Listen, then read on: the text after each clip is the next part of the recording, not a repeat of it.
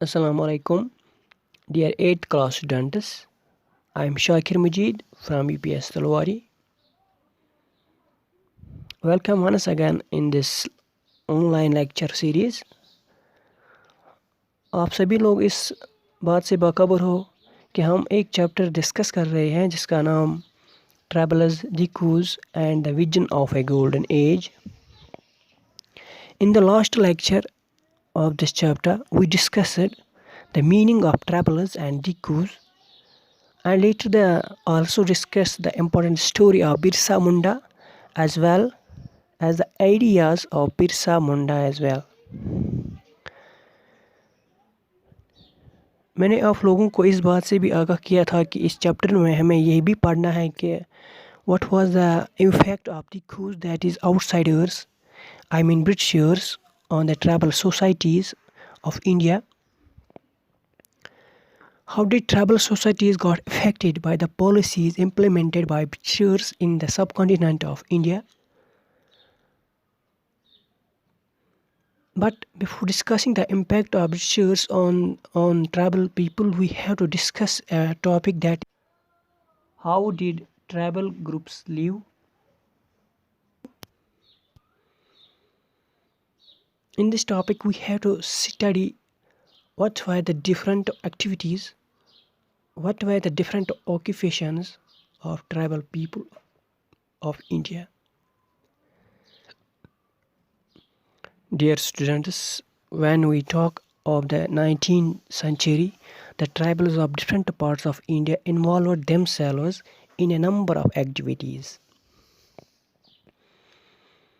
Most of the tribal people of India were jhum cultivators. What is this jhum cultivation? Let me make it clear to you. The word jhum means shift. So it is called as shifting cultivation.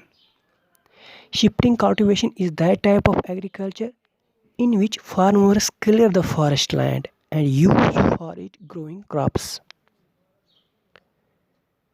The crops are grown for 2 to 3 years, and when the fertility of soil decreases, the farmer shifted to new land. That is why it is also known as shifting cultivation.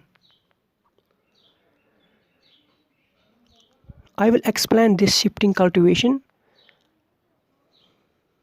It is a form of agriculture in which the area of ground clear of vegetation and cultivated for a few years and then abandoned for a new areas until its fertility has been naturally restored.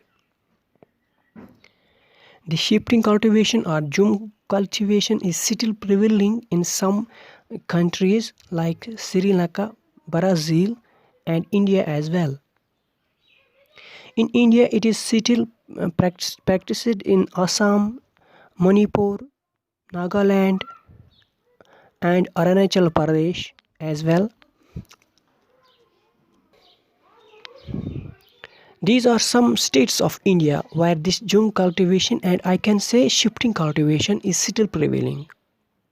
The travelers of India used axe to cut trees.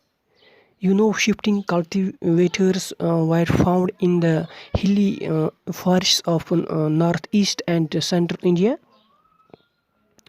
And these travelers of India were dependent on free movements within the forest. That is why they were shifting cultivators. The travelers of India used many forest herbs and herbs for medicine purposes, and they also sold some forest produce in the nearby markets. Before the British arrived, that means before the British rule in India, the tribal chiefs were important people because they had some money and right to manage their lands and people. But under the British rule, these tribal chiefs lost much of their powers because they were asked to discipline their tribe on behalf of British government. That means tribal chiefs lost their authority among their people, and gradually also the will to fulfill their traditional functions.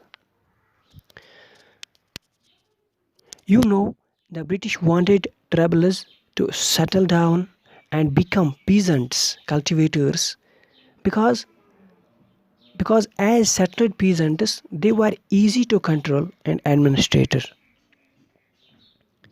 The British also wanted a revenue source from the state, so they introduced land settlements.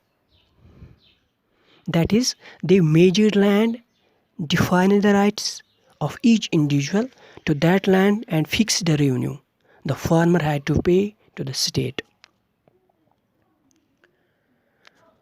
But the British afforded to settle jum cultivation, that is, shifting cultivation, I can say.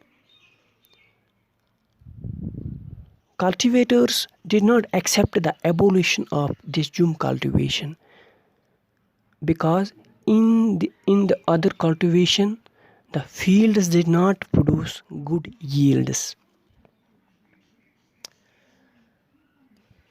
Facing widespread protests, the British allowed the right to carry on shifting cultivation in some parts of the forests.